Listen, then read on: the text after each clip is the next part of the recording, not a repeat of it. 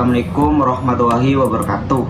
Perkenalkan, nama saya Imam Ghazali dengan NIM 2211103006. Nah, di sini saya akan menjelaskan sedikit tentang apa itu etika profesi pendidikan untuk memenuhi tugas microleading. Nah, langsung saja ke materinya, yaitu apa sih etika profesi pendidikan. Nah, kita uraikan satu-satu terlebih dahulu. Yang pertama yaitu etika. Nah, etika ini adalah suatu sistem atau nilai dan prinsip yang mengatur perilaku manusia dalam berinteraksi dengan orang lain, lingkungan, dan masyarakat. Nah, etika ini membantu individu untuk membedakan antara perilaku yang baik dan buruk, serta memandu mereka untuk membuat keputusan yang tepat dan bertanggung jawab. Nah, etika ini dibagi menjadi 3 komponen. Yang pertama yaitu nilai. Nah, nilai ini adalah prinsip dasar yang menjadi pedoman bagi individu dalam membuat keputusan dan bertindak. Yang kedua yaitu prinsip. Nah, prinsip ini adalah aturan atau norma yang mengatur perilaku individu dalam berinteraksi dengan orang lain dan lingkungan. Yang ketiga yaitu moral. Nah, moral itu sendiri adalah sistem nilai dan prinsip yang mengatur perilaku individu dalam membedakan antara baik dan buruk. Selanjutnya yaitu jenis-jenis etika. Nah, jadi jenis etika itu dibagi menjadi 3. Yang pertama yaitu etika profesi. Nah, etika profesi ini adalah sistem nilai dan prinsip yang menjalankan atau mengatur perilaku profesional dalam menjalankan tugas dan bertanggung jawab. Yang kedua yaitu etika bisnis. Nah, etika bisnis ini adalah sistem nilai dan prinsip yang mengatur perilaku perusahaan dan individu dalam menjalankan kegiatan bisnis. Yang ketiga yaitu etika lingkungan. Nah, etika lingkungan ini adalah sistem nilai dan prinsip yang mengatur perilaku individu dan masyarakat dalam berinteraksi dengan lingkungannya. Selanjutnya, mengapa etika ini penting ya untuk dipelajari? Karena ada beberapa faktor yang menyebabkan etika ini penting. Yang pertama yaitu untuk meningkatkan kepercayaan. Nah, etika ini dapat meningkatkan kepercayaan antara individu dan masyarakat. Yang kedua yaitu meningkatkan kualitas hidup. Nah, etika ini dapat meningkatkan kualitas hidup individu dan masyarakat dengan mempromosikan perilaku yang baik dan bertanggung jawab. Yang ketiga yaitu untuk mengurangi konflik. Nah, etika dapat mengurangi konflik antara individu dan masyarakat dengan mempromosikan perilaku yang sopan dan terhormat. Nah, dalam keseluruhannya, etika adalah suatu sistem nilai dan prinsip yang sangat penting dalam kehidupan sehari-hari. Nah, ini adalah untuk membantu individu membedakan antara perilaku yang baik dan buruk, serta memandu mereka untuk membuat keputusan yang tepat dan bertanggung jawab. Nah, selanjutnya yaitu mengenai profesi. Nah, profesi itu sendiri adalah suatu pekerjaan atau kegiatan yang memerlukan kemampuan, keterampilan dan pengetahuan khusus, serta dijalankan dengan tanggung jawab dan etika yang tinggi. Profesi biasanya memerlukan pendidikan dan pelatihan khusus, serta sertifikasi atau aliansi untuk menjalankan tugas dan tanggung jawabnya. Contoh dari profesi itu sendiri seperti dokter, guru, insinyur, akuntansi, pengacara, arsitek, dan perawat. Nah, profesi ini memiliki beberapa karakteristik. Yang pertama yaitu kemampuan dan keterampilan khusus. Nah, ini memerlukan kemampuan dan keterampilan khusus yang diperoleh melalui pendidikan dan pelatihan. Yang kedua itu tanggung jawab. Profesi ini memiliki tanggung jawab yang besar terhadap klien, pasien, atau masyarakat. Yang ketiga yaitu etika. Nah, profesi memiliki kode etik yang harus diikuti untuk menjaga integritas dan kepercayaan. Yang keempat yaitu pendidikan dan pelatihan. Nah, profesi memerlukan pendidikan dan pelatihan khusus untuk memperoleh kemampuan dan keterampilan yang diperlukan. Nah, profesi ini memainkan peran penting dalam masyarakat karena membantu meningkatkan kualitas hidup dan kesejahteraan masyarakat. Nah, dari penjelasan etika dan profesi tersebut, saya simpulkan apa sih itu etika profesi pendidikan. Nah, jadi etika profesi pendidikan adalah sistem dan nilai prinsip yang mengatur perilaku guru dan tenaga kependidikan dalam menjalankan tugas dan tanggung jawabnya. Nah, etika profesi pendidikan ini meliputi beberapa cara. Yang pertama yaitu komitmen terhadap siswa. Nah, guru ini harus memprioritaskan kepentingan dan kebutuhan siswa. Yang kedua yaitu integritas. Nah, guru harus memiliki integritas yang tinggi dan berperilaku jujur dalam menjalankan tugasnya. Yang ketiga yaitu profesional. Nah, guru harus memiliki kemampuan dan keterampilan yang memadai untuk menjalankan tugas. Yang keempat yaitu tanggung jawab. Nah, guru harus bertanggung jawab atas tindakan dan keputusannya. Yang kelima yaitu menghormati siswa dan rekan kerja. Guru harus menghormati siswa dan rekan kerja serta mempromosikan lingkungan yang positif dan mendukung. Nah, etika profesi pendidikan ini sangat penting karena untuk meningkatkan kualitas pendidikan dan menciptakan lingkungan belajar yang positif dan mendukung. Jika lingkungan belajarnya sudah positif dan mendukung, maka proses belajar mengajarnya akan lebih lancar. Baik, selanjutnya yaitu peran profesi pendidikan. Nah, jadi peran profesi pendidikan ini memiliki beberapa peran utama yang harus dijalankan oleh seorang pendidik. Di antaranya yaitu sebagai pengajar. Nah, tugas utama seorang guru adalah mengajarkan ilmu kepada siswa. Ini tidak hanya mencakup penyampaian materi akademik, tetapi juga kemampuan untuk mengkomunikasikan ide dan konsep secara efektif agar siswa dapat memahami dan menerapkan apa yang dipelajari. Yang kedua yaitu sebagai pembimbing. Nah, jadi guru juga berperan sebagai pembimbing yang tidak hanya membantu siswa dalam aspek akademik, tetapi juga dalam perkembangan pribadi, sosial, dan emosional.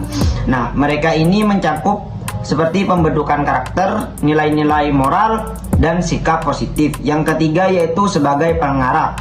Selain itu, guru juga harus dapat mengarahkan siswa-siswinya untuk mencapai tujuan mereka, baik itu tujuan akademik maupun tujuan non-akademik. Nah, guru ini berfungsi sebagai mentor yang memberikan dorongan dan motivasi kepada siswa untuk mencapai potensi terbaik mereka. Yang terakhir yaitu guru ini sebagai pelapor inovasi pendidikan. Nah, guru juga diharapkan dapat menjadi pelapor dalam mengimplementasikan metode dan teknologi pembelajaran yang inovatif untuk meningkatkan hasil belajar siswa. Nah, selanjutnya yaitu peran guru sebagai pengajar dalam proses pembelajaran. Yang pertama yaitu guru sebagai pendidik. Nah, guru ini merupakan pendidik atau tokoh panuti pembentukan karakter, nilai-nilai moral, dan sikap positif. Yang ketiga yaitu sebagai pengarah. Selain itu, guru juga harus dapat mengarahkan siswa-siswinya untuk mencapai tujuan mereka, baik itu tujuan akademik maupun tujuan non-akademik. Nah, guru ini berfungsi sebagai mentor yang memberikan dorongan dan motivasi kepada siswa untuk mencapai potensi terbaik mereka. Yang terakhir yaitu guru ini sebagai pelapor inovasi pendidikan.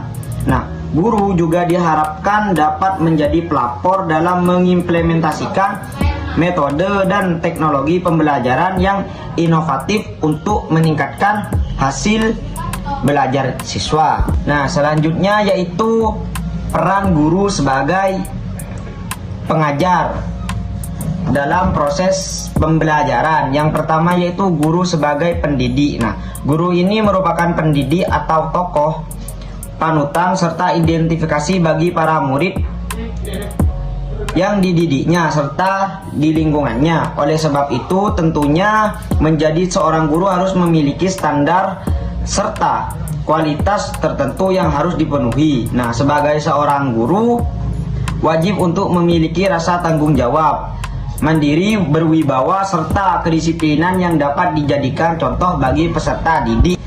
Yang kedua yaitu guru sebagai pengajar kegiatan belajar mengajar. Nah, ini akan dipengaruhi oleh beberapa faktor di dalamnya, mulai dari kematangan, motivasi, hubungan antara murid dan guru, tingkat kebebasan, kemampuan verbal, keterampilan guru di dalam berkomunikasi, serta rasa aman. Nah, jika faktor-faktor tersebut dapat terpenuhi, maka kegiatan belajar mengajar dapat berlangsung dengan baik. Nah, maka dari itu guru harus dapat membuat suatu hal yang menjadi jelas bagi murid, bahkan terampil untuk memecahkan beberapa masalah yang terjadi. Yang ketiga yaitu guru sebagai motivator. Nah, guru sebagai motivator ini berperan sebagai pembimbing, sangat penting dalam membantu siswa untuk mengatasi tantangan akademik maupun non-akademik. Guru ini memberikan arahan, dukungan emosional, dan strategi untuk mengembangkan potensi diri siswa, dan strategi untuk mengembangkan potensi siswa sebagai motivator. Nah, guru juga membangkitkan semangat belajar siswa melalui ujian, penghargaan, dorongan positif, sehingga siswa merasa dihargai dan termotivasi untuk mencapai tujuan mereka. Yang terakhir yaitu penghargaan. Nah, penghargaan ini sangat penting untuk mengapresiasi bahwa tenaga pendidikan. Oleh karena itu, sekolah secara rutin harus memberikan penghargaan kepada guru, staf maupun siswa yang mendapatkan nilai yang tinggi agar mereka dapat lebih semangat untuk melakukan pekerjaan maupun kegiatan belajar mengajar. Nah, untuk mencapai peran-peran guru tersebut harus memiliki beberapa langkah yang harus dilakukan atau perencanaan yang harus dilakukan. Yang pertama yaitu analisis kebutuhan dan karakter siswa. Nah, langkah pertama ini adalah untuk melakukan analisis terhadap kebutuhan siswa dan karakteristik siswa. Guru perlu memahami latar belakang, kemampuan, serta kebutuhan khusus peserta didik. Ini termasuk memperhatikan aspek sosial, emosional, dan kognitif siswa. Dengan mengetahui hal ini, guru dapat menyesuaikan metode dan materi pembelajaran yang lebih efektif untuk masing-masing siswa. Yang kedua yaitu penyusunan tujuan pembelajaran. Nah, setelah menganalisis kebutuhan siswa, guru kemudian merumuskan tujuan pembelajaran yang jelas dan terukur. Nah, tujuan ini harus mencakup aspek kognitif atau pengetahuan, efektif sikap, dan psikomotorik kemampuan. Selain itu, tujuan pembelajaran juga perlu mengintegrasikan nilai-nilai karakter dan etika seperti kejujuran, tanggung jawab, kedisiplinan, dan rasa hormat. Yang ketiga yaitu pemilihan metode dan media pembelajaran. Nah, guru ini perlu memilih metode pembelajaran yang sesuai dengan tujuan yang ingin dicapai dan karakter siswa. Beberapa metode yang bisa dipilih antara lain seperti ceramah, studi kasus, atau pendekatan berbasis proyek. Nah, selain itu, pemilihan media pembelajaran yang relevan seperti penggunaan teknologi, buku teks, atau sumber belajar lainnya sangat penting untuk meningkatkan efektivitas pembelajaran. Yang keempat yaitu penyusunan rencana pembelajaran atau RPP. Nah, guru ini menyusun dan memuat langkah-langkah pembelajaran yang sistematis, mulai dari pendahuluan, kegiatan inti, hingga penutupan. Nah, RPP ini mencakup mengevaluasi hasil belajar siswa. Dalam RPP, guru juga harus merencanakan bagaimana nilai-nilai karakter siswa seperti kejujurannya dan tanggung jawab dapat tertanam selama proses pembelajaran. Yang kelima yaitu pelaksanaan. Nah, Pembelajaran setelah perencanaan disusun, langkah selanjutnya adalah pelaksanaan pembelajaran. Nah, guru ini melaksanakan pembelajaran sesuai dengan RPP yang sudah dibuat untuk mengimplementasikan metode yang dipilih, serta menggunakan media yang telah dipersiapkan selama proses pembelajaran. Nah, guru ini harus tetap fleksibel dan siap beradaptasi dengan dinamika kelas, termasuk mengatasi masalah yang muncul dan menyesuaikan dengan respon siswa. Dan untuk yang selanjutnya yaitu mengenai tantangan yang dihadapi oleh seorang guru dalam menghadapi etika profesi pendidikan. Nah, tantangan etika profesi pendidikan ini adalah berbagai masalah dan dilema yang dihadapi oleh guru dan tenaga kependidikan dalam menjalankan tugas dan tanggung jawabnya. Contohnya seperti menghadapi perbedaan individu. Nah, guru ini harus menghadapi siswa dengan latar yang belakang yang berbeda, kemampuan yang berbeda, serta kebutuhan yang berbeda-beda. Nah, ini menjadi salah satu tantangan yang harus dihadapi seorang guru. Yang kedua yaitu mengelola konflik. Nah, guru ini harus mengelola konflik antara siswa, orang tua, dan juga rekan kerja. Yang ketiga yaitu menjaga kerahasiaan. Nah, guru ini harus menjaga kerahasiaan informasi siswa dan tidak membagikannya kepada pihak lain tanpa izin siswa tersebut. Yang keempat yaitu menghindari diskriminasi.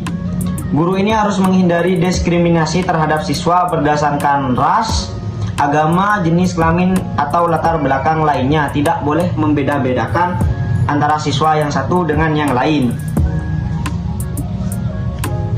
Untuk menghadapi atau solusi dari tantangan tersebut, ada beberapa cara. Yang pertama yaitu mengembangkan kesadaran etis. Nah, guru ini perlu memahami kode etik profesi pendidikan dan mengembangkan kesadaran etis untuk membuat keputusan yang tepat. Yang kedua itu mengikuti kode etik. Nah, guru perlu mengikuti kode etik profesi pendidikan dan mematuhi aturan yang berlaku, tidak boleh seenaknya. Yang ketiga, mengembangkan keterampilan. Nah, ini sangat penting untuk guru karena bisa mengembangkan keterampilan untuk mengelola konflik, menghadapi perbedaan individu, dan menjaga keprofesionalannya. Yang keempat ini menggunakan refleksi. Nah, guru perlu menggunakan refleksi untuk memahami dan pengalaman dan membuat keputusan yang lebih baik di masa depan. Nah, guru perlu mengembangkan komunikasi yang efektif dengan siswa, orang tua, dan rekan kerja untuk mengatasi masalah konflik yang telah terjadi. Baik, itu saja dari saya. Terima kasih. Assalamualaikum warahmatullahi wabarakatuh.